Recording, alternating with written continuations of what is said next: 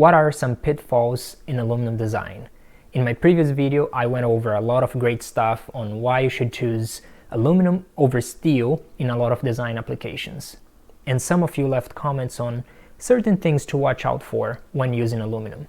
Aaron, for example, mentioned that, hey, if you have 836 steel and you're comparing to aluminum, make sure that you're also looking at the ultimate strength, because the ultimate strength of aluminum is not as high as 836 steel. That means that steel has more residual strength. So thanks for that comment, Aaron. Also, Scott pointed out that you got to make sure that you're using the proper fasteners or gaskets to make sure you don't have galvanic corrosion when two dissimilar metals are in contact with each other. Also, how you want to avoid welding because aluminum loses its strength. I'm gonna go over some of these points and more in this video. Let's go.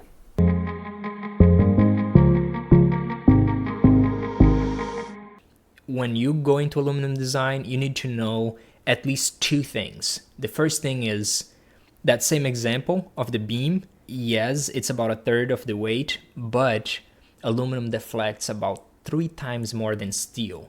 If you're going to change a system from steel to aluminum, know that perhaps the strength can be about the same, but because the modulus of elasticity of aluminum is about a third of the modulus of elasticity of steel, it will deflect about 3 times more. If you look at all your deflection equations, you can see that the modulus of elasticity is always in the denominator. So if that number is 3 times less than steel, given the same loading conditions, the same span lengths, and section properties, that same beam is going to deflect about 3 times more. So it's something to be aware of.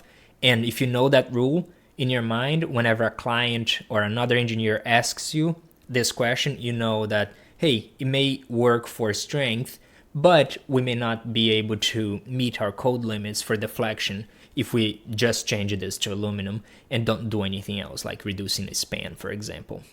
The second pitfall is do not weld aluminum unless you absolutely have to. And I say this because aluminum can lose its strength by as much as 60%, so more than half of its strength, and this would be around the welded connection. So for example, if you go to the aluminum design manual and select 6061 T6, which is an aluminum alloy commonly used for anchorages, for example, because the yield strength is 35 KSI, it's a strong alloy. If you weld that anchorage or that beam wherever it is, the yield strength will reduce to 15 KSI.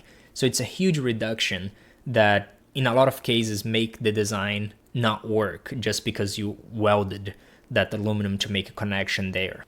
You may be wondering why aluminum loses its strength when it's welded as opposed to steel, for example. The reason is because certain grades of aluminum go through heat strengthening and straining to actually achieve that yield strength, for example, 35 KSI.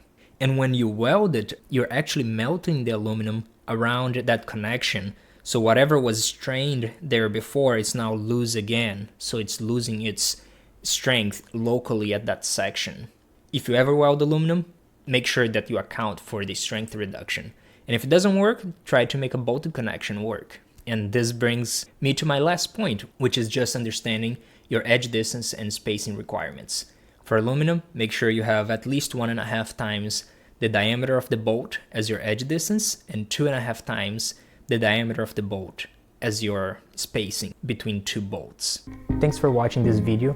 If you enjoy videos on aluminum design, make sure you hit that like button and also let me know in the comments below what types of videos you think would be helpful on aluminum design. And I'll see you next time.